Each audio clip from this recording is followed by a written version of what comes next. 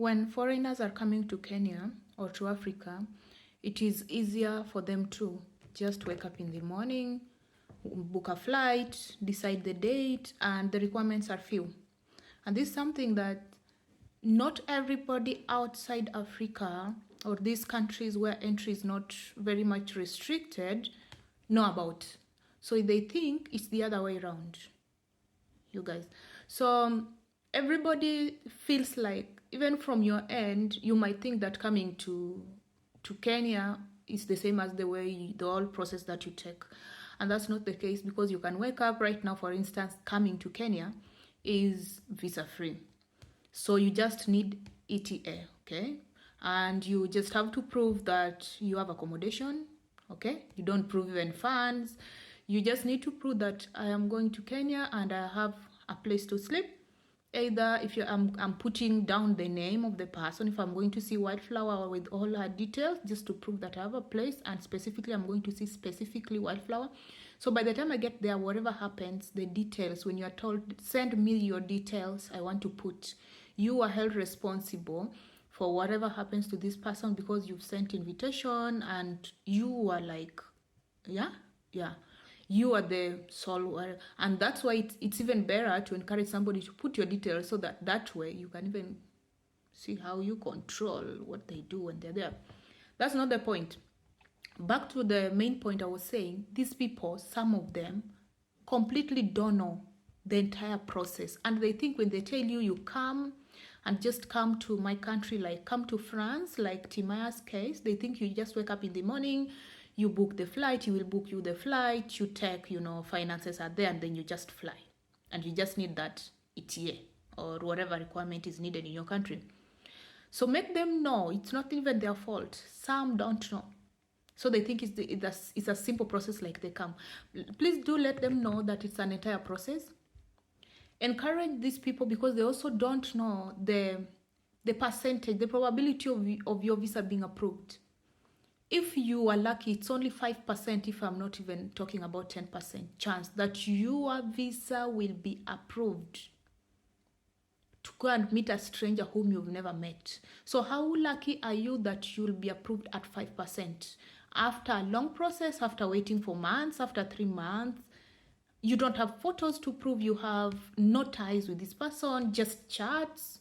Maybe you don't even do video calls, and then they start running through your finances, and then they realize you don't have, and then they look at your proof of ties. You don't have a child. If you have a child, it's not sufficient. You don't have a work or business that you might want to come back to. If not, you don't have a job.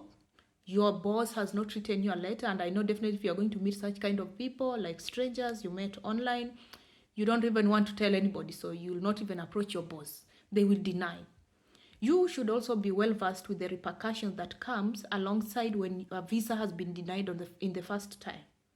So next time you try, you have already tampered with your chances of being approved. They already know, first of all, you're just somebody who is trying to run away from your country. That is the notion they put in their head. So next time you tell them, let them know what I'm talking about right now. Talk to them verbally, let them understand. They don't know.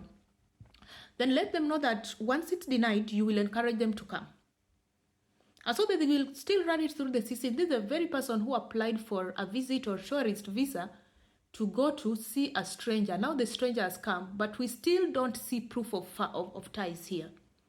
They will still look for some loopholes to make you stay where you are. Because denial first, it has some implications, yeah? So let them know and let them understand.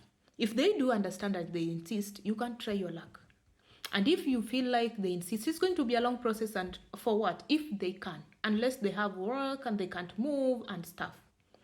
Also, I would not encourage you just to wake up in the morning and go and meet a stranger in a strange land. So your fears are completely, or being scared is completely verified or justified.